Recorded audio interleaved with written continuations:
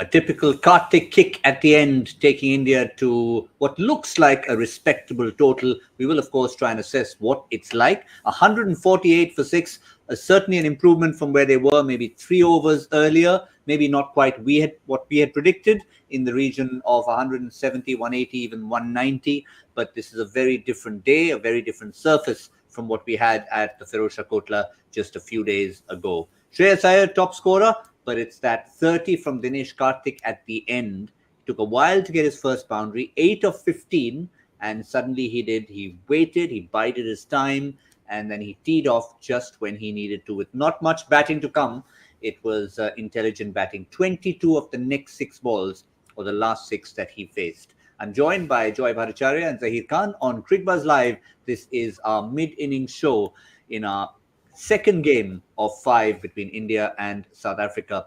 First up, a reaction to 148 purely in isolation, not completely in isolation, keeping the surface in mind, Zaheer. Never mind what we had said at the start. We've seen the surface, and it almost looks like a measured approach to get there, Zaheer. Absolutely. The wicket looked like not an easy one for batters. Certainly looked that it's too paced in nature. That was very evident. You've seen with the dismissal of Ishan Kishan. You've seen with the dismissal of Shreyas Iyer as well. That extra bounce, but generally that steady nature of the wicket with Hardik's dismissal as well. You could easily make out. You could see the batters at times not really sure in terms of adjusting to the pace of the ball coming onto the bat. So that was very evident. So considering all those factors, I think 148 is definitely going to be a good one. You have to bowl well to defend this kind of a total. But at the halfway mark, you can't just say that 15-20 runs short or those kind of things will not come into play. Yes, the platform at one stage did look like they could have got to 165. That would have given them more cushion. But nonetheless, I think it's still going to be that even par around that kind of a total, which you have enough runs to play with, but you got to really bowl well and set your field placements. I felt that the mid wicket fielder is going to be a key fielder on this track. So that's something which I'll be keeping a close lookout on when Indian bowlers are bowling. But other than that, I think you have to really make the match out of it. Back your bowlers with some good fielding, and they should be able to defend the total if they get the right.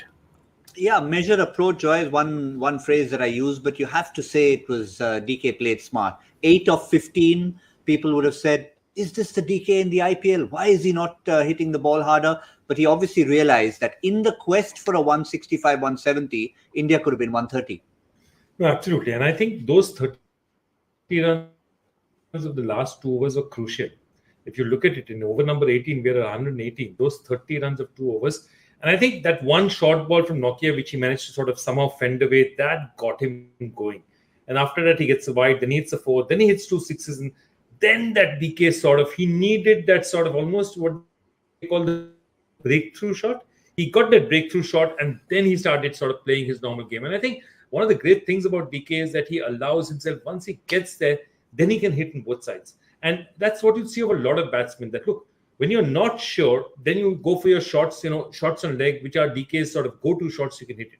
But once you've hit 2 or 3 fours, once you've hit the boundary 2 or 3 times, then he can hit a flat 6 over mid-off. And there are very few batsmen who can play like that, both sides of the wicket.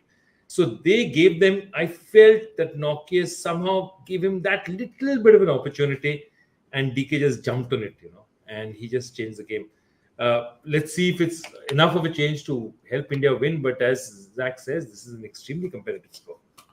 Yeah, competitive it certainly is. We saw DK playing, of course, the shot straight down, his pull, the little dink almost to third man. So he had shots all around. The only shot that he didn't get to play, which we saw a lot of in the IPL, was the shot down to fine leg. He tried it once, and then Zaheer, I think, again, he played smart. He realized maybe this is not the surface for that particular shot, and immediately put it away. So you look at that Indian innings, right? Till about, say, last 8 deliveries of the Indian innings, have Indian DK and Harshal have managed to score 27 runs. So in a total of 148, you look at 121 runs being scored just prior to that. Shows that things were not easy out there. So you have to really wait your shots to come into play. You have to really wait for the bowlers to falter. That is something which was very evident. So I think DK was waiting for that opportunity. He was calculating. He knew that, okay, Dwayne Pretorius is going to be the last one to bowl that over. So he didn't want to take that much risk early on. He wanted to make sure that he's there right till the end and get to the total, which is close to 150. So it all panned out. It all worked out pretty well. But credit to South African bowlers as well, and the captain Bauma as well. That he rotated his bowlers. He used his seamers. Like today was the pitch where you had to get your fast bowlers bowling most of the overs. He did that. He did that spot on. Rotated his bowler, the two-pace nature of the wicket. He made use of that, and most importantly, if you see the death bowling, bowlers usually when you're bowling first, what happens? They try to get caught up with the format and then forget the conditions. But I think today was not the case. So the communication around the South African bowlers was very evident that they stuck to the lengths. They stuck to the lengths, which is going to make it difficult for batters, except for that one last over or maybe last 8 deliveries where you saw some short pitch ball which DK took advantage of. But other than that, I think they stuck to the conditions which the help which was on offer from the conditions. So I think kudos to the South African captain and the bowlers to have the communication around that and making use of the conditions. Yeah, also didn't stick to a formula. You'd have expected Parnell maybe to be the death bowler, but they brought him on slightly earlier, finished him off. It meant that Pretorius would bowl the 20th, but maybe Bavuma had hoped that either DK or Harshal Patel or both would have been removed by then. It would have been very different from them, maybe 20 runs short. But Joy, just to finish on Ishan Kishan, that was the early intent that actually gave India a bit of a platform. And again, today he had to play slightly different from Delhi because he had lost his partner very early on and he couldn't really afford to take too much time. And he showed his intent early on. Yeah, I think this is what Ishan does very well, which is knowing that in a pitch like this, you are not going to last. The pitch is going to do some things. You're going to, every once in a while, you come across that unplayable delivery. Take your chances, attack up front. And I think, Dravid and the coaching team would have got that together and said that this may not be the easiest pitch to bat on. So when you have opportunities to attack the bowling, attack it up front. Shreyas, you're a good player of spin, go attack the spinners, try and get some sort of an advantage out there. And look, the only way India's total would have been higher had Shreyas or had Ishan Kishan, had the set batsman got on to get another 15-20 runs or 15-20 balls to play, then you had a chance. But to expect people to come into bat and score immediately on a pitch like this is very difficult. If you remember, even Dinesh Karthik, finally look at the 30 of 21, and as you said, it was 8 of 15. It took him 15 balls to basically understand how this pitch is playing before he got into his set. Yeah, and Ishan Kishan couldn't afford those luxury of 15 balls, Zaheer. But as you said, he's been evolving. And today, I think, was another tiny part of that evolution, showing that even between Delhi and here, he had to adapt to a surface, adapt to different conditions, and once again adapt to losing his partner early. Yes, the early wicket fall doesn't really help, isn't it? Then as an opener, you have to take that added responsibility, which he did. The power play score, if you look at it, was 42, which was another good sign that the platform was laid there. I felt Shreyas also batted very well along with him, so that partnership was critical. And on this kind of a surface, when you know that as a batter you have to get in, it's very important that you take that earlier time in your innings. Make sure that you are in. Make sure that you are understanding what kind of shots you can play on this kind of a surface. So all those things Shreyas also did well. At the same time, you have to keep the tempo also going. So 10 over mark, around 70 runs was again for a surface like this was a good platform laid. The wickets are going to come on this kind of a surface. As a batter, you will find that things may look settled when two set batters are batting, but things can quickly change as well. And I think that's something which as a bowling unit you have to keep in mind. And when you're defending a total like this, it's very important. So we'll have to see how Indian bowlers now go on about it and really put the South African batting lineup under pressure. You have to get some early wickets for sure, for Miller and Van der Dussen, to make it difficult for them in the middle phase. All right, Zaheer, I'll stay with you and then come to Joy. Key bowlers for you when India are defending this, because Yuzvendra Chahal obviously was the last time around India played here. It was Chahal who picked up the wickets, but what we've seen in the South African innings so far, pace will play an important part. Is Bhuvi the key for you up front with his experience, Zaheer? For sure, the new ball bowlers are going to hold the key. The seam bowlers are going to hold the key on this sort of a surface when you're defending this kind of a total, because you have to make those early inroads. If you're not able to do that, then it's going to be that much easier. So for South Africa to feel the pressure of the conditions and the pitch, you have to make that earlier play, and that is something which is going to be important from someone like Bhuvneshwar to make use of the condition and provide that early breakthrough as soon as possible.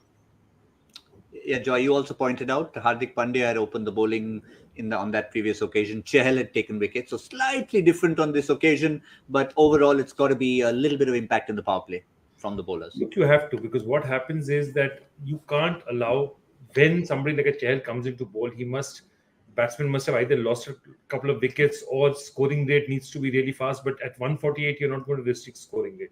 So they need wickets up front for Chahal to even put any amount of pressure on this kind of team. And that's a big key out here. So if you need wickets for Chahal, that means somebody has to take wickets up front.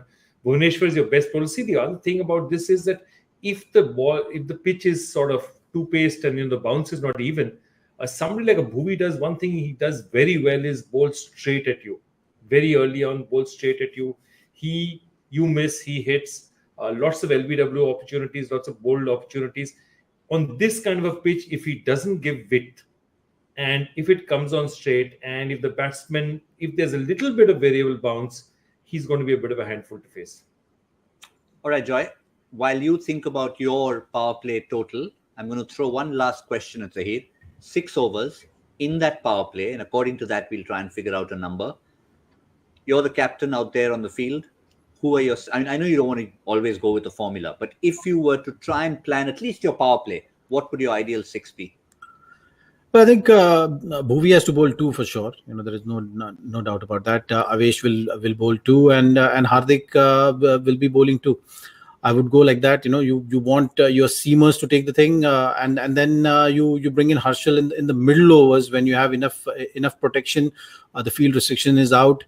So you can make use of that and build that pressure and use your spinners in tandem with Harshal bowling couple in the middle, and then bringing Hardik back. So I think this is the general lookout I would have in mind if I have to defend this kind of total. Yeah, well, we've already got the first wicket falling, and it is Bhuvneshwar Kumar who's got that breakthrough.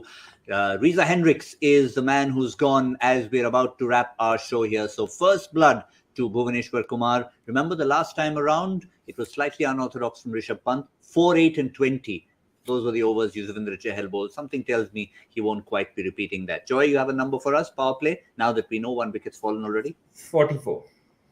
44. I like it. Zaheer? More, less, Zaheer? I think I'm going to go in with 36. I think with early wicket fallen, 1 more wicket, they might have little bit of pressure to deal with. They might have a slow start. I was going to go with your jersey number. 34. 34. Why not? It's close by, so I'm thinking lower. So I'm going to stick to Zach's jersey number. Always liked it. 34, 36 and 44. Who wears 44? Oh, Virendra Sehwag used to wear it until he decided to have no number on his back at all. Exactly. Very good. So we're going with jersey numbers here. That's our power play prediction. That's all we have on Cricbuzz Live in our mid-show. We'll be back on Cricbuzz Combox in the 10th over, and we'll wrap everything up to see if India can defend this total. They made the perfect start with 1 wicket down for South Africa. We'll see you soon.